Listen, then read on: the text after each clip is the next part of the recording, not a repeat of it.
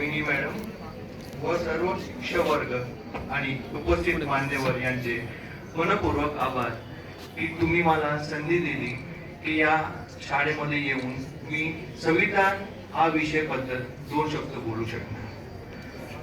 मी संविधान संदर्भात बोलण्याच्या पहिले मी या मुलांचं कौतुक करणार की ती किती चांगल्या प्रकाराने संविधान काय असतो त्यांनी मांडलंय. आम्ही जेव्हा लहान होतो तेव्हा आम्ही यांच्यासारखं हुशार नव्हतो किंवा आम्ही यांच्यासारखं प्रॅक्टिकल नव्हतो की आम्ही लोकांच्या मध्ये जाऊन संविधान बद्दल बोलू शकणार.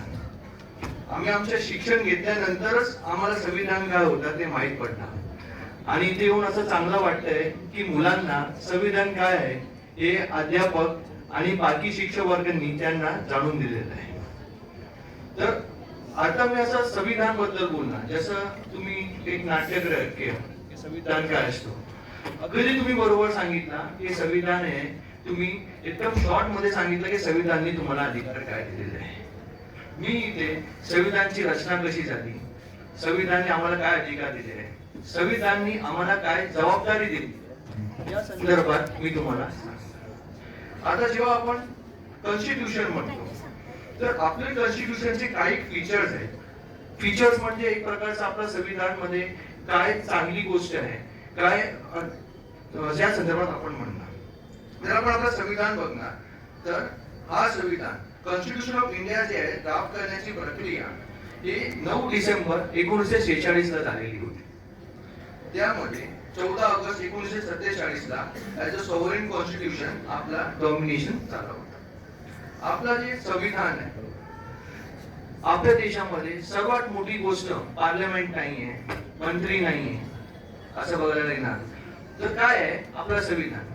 कोणताही कायदा असेल जर पार्लमेंटनी पण पास केला असेल पण ते संविधानाच्या विरोध मध्ये जात असेल अल्ट्रा व्हायरस त्याला म्हणतात तरी आपल्या संविधानाला एवढा पॉवर आहे कोर्ट ते डिक्लेअर करू शकतो की हा संविधानाच्या दरम्यान आतमध्ये नाहीये ते संविधानाच्या पुराच्या बाहेर आहे. संविधान बघायला जाणार जसं पास होतं कॉन्स्टिट्यूशन जे 26 नोव्हेंबर 1949 जे आजचा दिवस आहे त्या दिवशी चालू झाला होता आणि 1950 26 जानेवारी 1950 आपण रिपब्लिक डे असं साजरा करतो. तर आपल्या संविधानाला ऑलमोस्ट 3 इयर्स लागले बनवायला. इंडियन कॉन्स्टिट्यूशन मध्ये बघाल तर पूर्ण विश्वामध्ये सर्वात मोठा रिटर्न कॉन्स्टिट्यूशन असेल तर आपल्या देशातलं आहे. त्याच्यामध्ये 448 आर्टिकल्स आणि 25 पार्ट मध्ये 12 शेड्यूल आहे. पूर्ण विश्वामध्ये एवढा मोठा संविधान एवढा डिटेल संविधान कुठेही नाही. आपल्या देशाची रचना असे बघणार तर तुम्हाला माहित असणार की भारतमध्ये एक जनरल इलेक्शन असतो त्याच्यामध्ये आपण पंतप्रधान निवडणुकीसाठी आपण मत देतो. त्याच्याबरोबर आपण राज्यामध्ये पण मत देतो आणि आपण मुख्यमंत्रीचा चुनाव करण्याचा प्रयत्न करतो. तर असं बघायला जाणार तर आपला जे देश आहे हा फेडरली नेचर आहे आणि युनिटरी स्पिरिट आहे. काही पॉवर्स जे आहे ते केंद्राकडे आहे, काही पॉवर्स जे आहे ते राज्याकडे आहे, काही पॉवर्स दोघांकडे. तर त्या हिशोबाने आपला देश चालतो. हा कंप्लीट फेडरल पण नाहीये कंप्लीट तो अभी अगर हम पार्लियामेंट की बात करते हैं तो हमारा देश पार्लियामेंट्री सिस्टम के हिसाब से चलता है. पार्लियामेंट्री सिस्टम मतलब कैसा होता है यहाँ पे 2 सभाएं हैं, एक लोकसभा है और एक राज्यसभा है. लोकसभा में हम हमारे उम्मीदवार का चयन करते हैं और वो मेंबर ऑफ लोकसभा कहलाते हैं. राज्यसभा मतलब क्या होता है हम हमारे स्टेट असेंबली में से कुछ व्यक्ति जो है नियुक्त होते हैं और वो राज्यसभा में जाते हैं. लोकसभा में हम हमारे उम्मीदवार डायरेक्टली नियुक्त करते हैं. राज्यसभा में ऐसा होता है हमारे एमएलए जो रहते हैं वो मिलकर डिसाइड करते हैं कि वो हमारे राज्य को कैसे रिप्रेजेंट करेंगे. इसके बाद हमारा जुडिशरी के बारे में संदर्भ आता है. अगर हमारे देश में देखेंगे तो सबसे एपेक्स लेवल का कोर्ट है, सबसे बड़ा कोर्ट है वो है सुप्रीम कोर्ट. सुप्रीम कोर्ट का कोई भी निर्णय होता है वो भारत देश के सभी हाई कोर्ट को इसके साथ साथ डिस्ट्रिक्ट एंड सेशंस कोर्ट को फॉलो करना पड़ता है. वैसे ही हमारे भारत के देश में जैसे सुप्रीम कोर्ट है वैसे ही हर एक राज्य का एक कोर्ट होता है, एपेक्स कोर्ट जैसे कहते हैं, उसे हाई कोर्ट कहते हैं। कुछ कुछ राज्यों में वो एक से ज्यादा है, जैसे हम महाराष्ट्र में देखेंगे तो महाराष्ट्र में मुंबई में है, नागपुर में है, गोवा में है, औरंगाबाद में है। तो हमारे यहाँ पे जो है वो एटलीस्ट 4 बेंच है। वैसे ही अगर हम देखते हैं उत्तर प्रदेश में 3 बेंच है। तो उस हिसाब से हमारे देश में जैसे सुप्रीम कोर्ट होता है, हमारे राज्य में जैसे सुप्रीम कोर्ट का निर्णय पूरे देश के कोर्ट को मान्य करना पड़ता है, उस हिसाब से हाई कोर्ट का जो निर्णय होता है वो पूरे राज्य में जितने भी कोर्ट्स रहेंगे उनको मान्य करना पड़ता है। अभी सबसे महत्वपूर्ण मुद्दा आता है फंडामेंटल राइट्स का। हमारे देश के अधिकार क्या है? अगर हम देखेंगे तो हमें देश में अगर हम देखते हैं तो बहुत सारे अधिकार दिए गए। कुछ अधिकार ऐसे हैं जो देश में सभी व्यक्ति के लिए है, कुछ अधिकार ऐसे हैं जो देश के व्यक्ति नहीं है उनके लिए भी दिया गया है। जैसे इलीगल अरेस्ट करना, इलीगल डिटेंशन करना, किसी को जबरदस्ती से पुलिस ने या किसी और ने बंदी बना के रखा है, तो वो जो है वो देश के साथ साथ विदेशी लोगों को भी वो राइट्स है। कुछ जो अधिकार है वो हमारे देश के व्यक्तियों को ही, इस एजुकेशन का अधिकार हो गया तो वो हमारे देश के लोगों के लिए है। बाहर के लोग यहाँ आके कह नहीं सकते कि हमें हमारे यहाँ पे भारत देश में आके शिक्षण लेना है। अगर हम हमारा देश का संविधान देखेंगे तो हमारे जो बाबा साहेब आम्बेडकर के कॉन्स्टिट्यूशन असेंबली में जितने भी लोग थे उन्होंने काफी देश में जाकर स्टडी किया था, प्रयत्न किया था कि हम क्या उनसे ले सकते हैं। तो हमारे देश ने काफी देशों से प्रेरणा लेकर हमारा संविधान बनाया गया था। जैसे अगर हम देखते हैं तो आज की डेट में हमारा देश पार्लियामेंट्री डेमोक्रेसी माना जाता है। आपको पता है 2 प्रकार के डेमोक्रेसी होते हैं। इंडिया में जो है वो प्राइम मिनिस्टर होता है, प्रेसिडेंट होता है, पर उनके पास नॉमिनल पावर होता है। वैसे अगर अमेरिका में हम देखते हैं तो प्रेसिडेंशियल फॉर्म ऑफ गवर्नमेंट होता है। तो हमने ग्रेट ब्रिटेन से, इंग्लैंड से हमने क्या लिया था? पार्लियामेंट फॉर्म ऑफ डेमोक्रेसी लिया था। वैसे अगर हम देखते हैं तो फंडामेंटल राइट्स हमने कहां से लिया था? हमने यूनाइटेड स्टेट ऑफ अमेरिका से लिया था। फंडामेंटल राइट्स मतलब क्या होता है? प्रोटेक्शन ऑफ फंडामेंटल राइट्स जो रहते हैं, जो हमारे मौलिक अधिकार है, जो हमें जीने के लिए अनिवार्य है, उसके जो प्रावधान है हमने कहां से लिए थे? वो हमने अमेरिका से लिए थे। इसके साथ साथ डायरेक्टिव प्रिंसिपल्स। देखो हमारे देश एक 150 करोड़ की जनसंख्या है। हमारे देश में बहुत ऐसे कार्य होते हैं जो हमें करने हैं, अनिवार्य भी है, बट हमारे पास रिसोर्सेज की कमी है, वो हम कर नहीं सकते। वो जो डायरेक्टिव प्रिंसिपल है वो सरकारों को कहता है कि ये काम आपको करना है, किया तो अच्छा है, लेकिन वो कोर्ट में जाके हम एनफोर्स नहीं कर सकते। तो वो जो डायरेक्टिव प्रिंसिपल के जो प्रिंसिपल है वो हमने जापान से लिए थे। और हमारे देश में फेडरल स्ट्रक्चर है, केंद्र में एक सरकार है, राज्य में एक सरकार है। वो जो प्रावधान है हमने कहां से लिया है? वो हमने प्रावधान कनाडा से लिया है। और हमारा संविधान जो है वो संशोधन होता रहता है। आपने सुना रहेगा अमेंडमेंट मतलब जैसे जैसे वक्त बदलता है हमारे देश में संविधान के जो कुछ प्रावधान है वो बदल जाते हैं। क्यों बदले जाते हैं? हमें टाइम के हिसाब से एडजस्टमेंट करना जरूरी है। तो वो जो अगर हम देखते हैं कि जो कॉन्स्टिट्यूशन अमेंडमेंट का जो प्रोविजन है वो हमने साउथ अफ्रीका से वो भी हमने किसी और प्रावधान से लिया है। वैसे ही राज्यसभा का जो प्रोविजन है वो हमने साउथ अफ्रीका से लिया है। और इमरजेंसी पावर ऑफ प्रेसिडेंट, अगर हमने देखा था कुछ वक्त जो है इमरजेंसी लगती है, फाइनेंशियल इमरजेंसी होती है, जब देश में जो है वो विदेशी ताकत या विदेशी प्रॉब्लम्स हो सकते हैं कारणों के वजह, तो वो जो है होता है। तो वो जो प्रेसिडेंशियल फॉर्म ऑफ इमरजेंसी का प्रावधान हमने जर्मनी से लिया। हमारा देश सोवरिन, सोशलिस्ट, सेक्युलर और डेमोक्रेटिक रिपब्लिक है।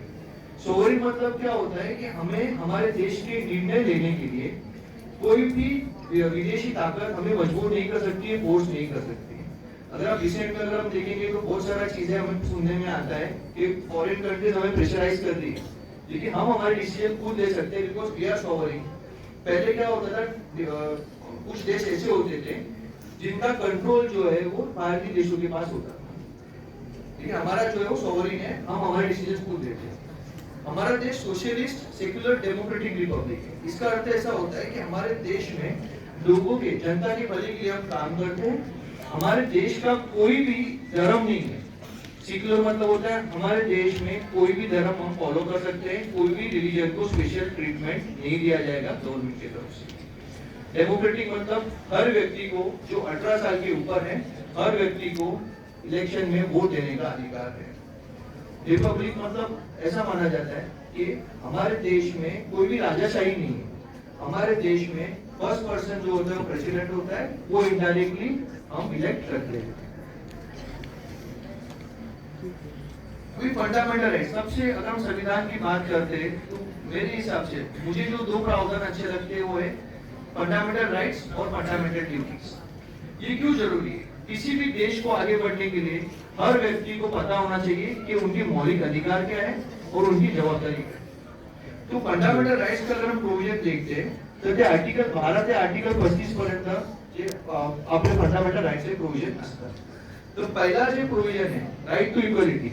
राइट टू इक्वलिटी हमें क्या कहता है? जैसे आपने पटनाट्य किया, आपने जो है वो उसके बारे में बताया। फंडामेंटल राइट्स क्या कहता है कि हमारा देश कोई भी व्यक्ति के संदर्भ में धर्म, जात, सेक्स, क्रीड के नाम पर भेदभाव नहीं रखेगा। हमारे देश ने कहा है, पहले हमारे देश में छूत अछूत की काफी सारी समस्याएं थी। वो जो छूत अछूत की समस्या थी, हमारे देश ने आर्टिकल 17 अबोलिशन ऑफ अनटचेबिलिटी होने कहा है। आर्टिकल 14-15 कहता है राइट टू इक्वल अपॉर्चुनिटी होना चाहिए। हमारे देश में सभी व्यक्ति को इक्वल अपॉर्चुनिटी मिलता है, इरिस्पेक्ट ऑफ वो लड़का है लड़की है। किसी को डॉक्टर बनना है वो डॉक्टर बन सकता है, किसी को इंजीनियर बनना है बन सकता है, किसी को इलेक्शन में खड़ा है वो खड़ा रह सकता है। तो हमारे संविधान में कहा गया है कि हम कोई भी व्यक्ति के संदर्भ में धर्म जाति के बारे में हम भेदभाव नहीं करते। हमारे देश में 6 प्रकार के फ्रीडम दिए गए। फ्रीडम मतलब क्या होता है? आप आर्टिकल 19 जो है वो फ्रीडम में आता है। हम हमारे देश में कहीं भी व्यवसाय कर सकते हैं, हम हमारे देश में कहीं भी सफाई कर सकते हैं, हम हमारे देश में कहीं भी घूम सकते हैं, रिस्ट्रिक्शंस नहीं है। बट जब कोई सेंसिटिव चीजें होती है, every right come with reasonable restriction. जैसे अगर आप कहोगे नहीं हमारे संविधान ने कहा है हम पूरे देश में घूम सकते हैं, लेकिन कोविड के टाइम पे, कोरोना के टाइम पे हमारे ऊपर रिस्ट्रिक्शन थे, हम हमारे देश में कहीं भी घूम नहीं सकते थे। क्यों नहीं कर सकते थे? अगर हम वो टाइम पे देश के बाहर जाते तो घूमने जाते थे या बाहर फिरते थे तो चांसेस है कोविड बढ़ता। तो जैसे आर्टिकल 19 ने हमें कुछ फ्रीडम्स दिए, लेकिन वो रीजनेबल रिस्ट्रिक्शंस के साथ होते हैं। जैसे हमारे freedom of speech and expression है। हम हमारे देश में हमारा जो व्यक्तित्व है या हमारा जो आप कह सकते हो कि मॉरल एजुकेशन, हमारा जो कहना है हम कह सकते हैं, हमारा ओपिनियन हम रख सकते हैं, लेकिन हमारा ओपिनियन रखने पे हमारे देश में कोई भी प्रकार की हम देखेंगे कि समस्या खड़ी नहीं होनी चाहिए, हमारे विदेश नीति में प्रॉब्लम्स नहीं क्रिएट होने चाहिए। तो हमें बोलने का अधिकार है, लेकिन बोलने का अधिकार में भी हमको रिस्ट्रिक्शन है। हमें कोई भी ऐसे शब्द का प्रयोग नहीं करना है जिससे हमारे देश में जो है अराजकता का फैलाव हो सकता है। इसके साथ साथ राइट अगेंस्ट एक्सप्लॉयटेशन। अभी जैसे आपने कहा था कि हमारे देश में कुछ सालों पहले अगर हम देखते थे तो स्लेवरी का एक बहुत ही बड़ा मुद्दा था। ये हम देखेंगे कि चाइल्ड एम्प्लॉयमेंट का बहुत बड़ा मुद्दा था। तो हमारे देश में ऐसा कहा गया है कि चाइल्ड एक्सप्लॉयटेशन बैन है। अगर हम देखेंगे बाल मजदूरी बैन किया गया है। वैसे ही हमारे देश में हम हमारे धर्म का प्रचार कर सकते हैं, धर्म का प्रचार करने में, लेकिन ऐसी बात है कि धर्म का प्रचार करने में आपको ऐसा कोई भी चीज नहीं करना है जिससे हमारा पीस जो है वो हैम्पर हो सकता है। तो मेरा फेवरेट पार्ट है फंडामेंटल ड्यूटीज। फंडामेंटल ड्यूटीज क्या है? हमारे देश में हमें 11 जो है ड्यूटीज कही गई है जो हमें फॉलो करनी है। फंडामेंटल ड्यूटीज का जरूरत क्या है? हमें अगर राइट्स दिए गए तो हर व्यक्ति को राइट्स के साथ साथ जो है वो एक रिस्पॉन्सिबिलिटी भी होती है। अगर सिर्फ हम अधिकार की बात करेंगे और हमें देश के प्रति अगर हमें हमारे रिस्पॉन्सिबिलिटी पता नहीं है तो कोई भी देश आगे नहीं बढ़ सकता है। इसके लिए हमारे देश में फंडामेंटल ड्यूटीज में कुछ हमारे ड्यूटीज कहे गए, जवाबदारी कही गई। उनमें से कुछ जवाबदारी ऐसी है कि हमें कोशिश करना है कि हमारे देश का जो फ्रीडम स्ट्रगल है, हमें हमेशा हमारे देश के फ्रीडम स्ट्रगल को बात करके हमें जो है खुशी मिलनी चाहिए। हमें हमारे देश के फ्रीडम स्ट्रगल को प्रमोट करना चाहिए। हमारे देश के व्यक्तियों ने जो हमारे लिए काम किया, हमारे देश के लिए काम किया है, उसको सराहना चाहिए। सेकंड होता है हमारे जो नेशनल एम्बलम है, नेशनल फ्लैग है, इन सबको हमें रिस्पेक्ट करना चाहिए। अगर हम देखेंगे तो हमारा नेशनल फ्लैग हो गया, ट्राई कलर फ्लैग हम कहते हैं, इसके साथ साथ नेशनल एम्बलम्स हो गए, उन सबको रिस्पेक्ट करना हमारा मॉरल रिस्पॉन्सिबिलिटी है। जब भी हमारे देश को हमारी जरूरत है ना, बहुत बार ऐसे हुए हमारे देश ने बहुत सारे वॉर्स फेस किए। हम देखेंगे तो 1947 पाकिस्तान के साथ वॉर हुआ था, बाद में फिर से जो है वो चाइना के साथ हुआ था, फिर से हम लोग का पाकिस्तान के बाद वॉर हुआ था। तो हमारे देश में 3 से 4 वॉर हुए थे। तो वो टाइम पे हमारे देश को हमारी जरूरत है, तो ऐसे वक्त पर हमारी रिस्पॉन्सिबिलिटी है कि हम हमारे देश के लिए खड़े रहें। इसके साथ साथ हमें कोशिश करना है, अगर रिस्पॉन्सिबिलिटी की बात होती है तो साइंटिफिक टेम्परमेंट होना चाहिए। इसके साथ साथ कैसे हम देश के साथ साथ हमारे खुद के व्यक्तित्व और देश में लोगों को एजुकेशन प्रमोट करें, पीस प्रमोट करें और कोशिश करें कि हर व्यक्ति को एजुकेशन प्रॉपर मिले। इसके साथ साथ साइंटिफिक टेम्परमेंट आए और हम देश के लिए आगे काम कर सकें।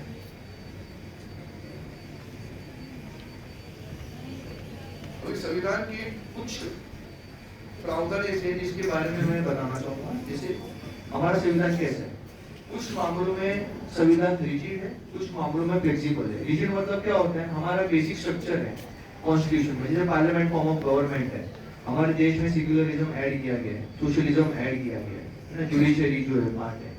तो कुछ पार्ट ऐसे है जो हमारे कॉन्स्टिट्यूशन में हम अमेंड नहीं कर सकते, उसमें परिवर्तन हम नहीं ला सकते, तो उस पार्ट को हम कहते हैं रिजिड। वो इसलिए रिजिड है क्योंकि अगर वो चेंज किया जाएगा तो हमारे संविधान का जो महत्व है वो महत्व रहेगा।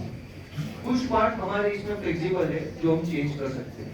चेंज इसलिए करना पड़ता है कि समय के साथ साथ हमारी जरूरतें देश की बदल जाती है, हमारे देश के लोगों की जरूरतें बदल जाती है। जैसे आप आज स्कूल में आप आए हो वो because of right to education है। तो राइट टू एजुकेशन हमारे इनिशियल पार्ट में डायरेक्टिव प्रिंसिपल में था, हमारे फंडामेंटल राइट्स में नहीं था। तो जैसे जैसे देश के लोगों को जैसे जैसे पार्लियामेंट में पता चलता है कि हमें कुछ चीजें इम्प्लीमेंट करनी है, कुछ चीजें हमें संविधान के दायरे में लानी है, तो वो चीजें हम चेंज कर सकते हैं। तो वो पार्ट में अगर हम देखेंगे तो हमारा संविधान जो है वो फ्लेक्सिबल है। जैसे मैंने आपको वोटिंग के बारे में कहा था कि वोटिंग हमारा अधिकार है। आर्टिकल 326 के हिसाब से अगर हम देखते हैं तो जो भी व्यक्ति 18 साल का रहेगा या 18 साल के ऊपर का रहेगा उसे मतदान करने का अधिकार है। ये पार्ट में जो है वो अमेंडमेंट हुई। पहले हमें मतदान करने का जो राइट था वो 21 साल में था, बट जैसे हमारे लोगों को पता चला कि नहीं 18 साल एज पूरे वर्ल्ड में जो 18 ईयर्स बेसिक एज, हम 18 साल में इतने मेच्योर हो जाते हैं कि हम देश की सरकार चुनने के लिए काबिल है। तो हम लोग का जो एज था 21 से 18 किया। अभी आप स्टूडेंट्स हो, आप कुछ 14 ईयर्स के रहोगे, कुछ 15 ईयर्स के रहोगे, आप पढ़ाई करोगे तो आपको पता चलेगा कि हमारे देश की समस्या क्या है, हमारे लोकल उम्मीदवार समस्या सॉल्व कर सकते हैं, नहीं कर सकते, हमारे देश में कौन सी सरकार आनी चाहिए। तो ये आप 18 ईयर्स के होने पर आपको अधिकार मिलता है। कुछ अभी हम limited power of the parliament देखेंगे। अगर आप देखिए Indian parliament is non sovereign, there are limitation on the power of parliament. मतलब अभी हमको लगता रहेगा कि हमारी सरकार है तो हम कोई भी प्रकार का निर्णय या बिल पास कर सकते हैं, तो ऐसा नहीं होता है। हमारे देश में सरकारों को अगर नियम बनाना भी है तो हमें संविधान को कंसीडर करके ही हम नियम बना सकते हैं।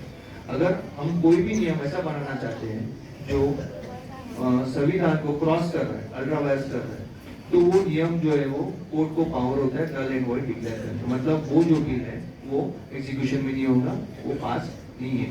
मतलब सरकार कहेगी स्टार्ट जो भी हमने किया है वो उनको रिवर्स देना पड़ेगा।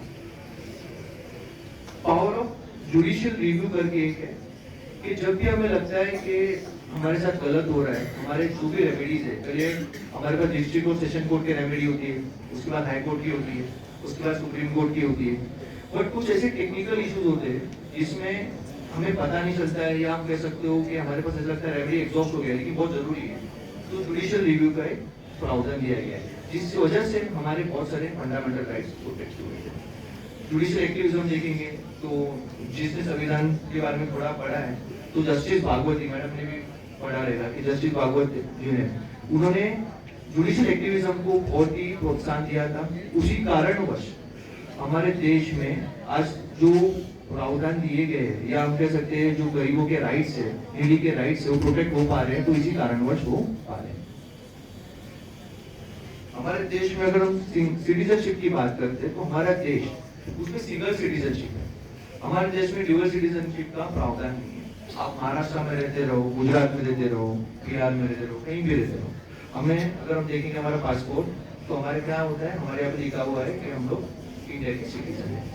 हमें सिर्फ एक ही देश की जो है सिटीजनशिप मिलती है। कुछ कंट्रीज ऐसे भी हैं जहाँ पे ड्यूअल सिटीजनशिप का प्रावधान है, बट हमारे यहाँ पे ड्यूअल सिटीजनशिप का प्रावधान नहीं है। अगर आपको किसी और देश की सिटीजनशिप लेनी है तो आपको इंडिया में सरेंडर करना पड़ेगा। तो ये चीज जो है वो बेसिक संविधान के बारे में डिटेल्स है। आपको कुछ फंडामेंटल राइट्स है, ड्यूटीज है, या इलेक्शन कैसे कंडक्ट होते हैं, इसके बारे में आपको कुछ भी डाउट्स रहेगा, पूछना रहेगा तो आप पूछ सकते हो। जैसे राइट टू एजुकेशन कब आया था? पहले राइट टू एजुकेशन जो है वो डायरेक्ट टू प्रिंसिपल में था। अभी आपको जो है अप टू 14 इयर्स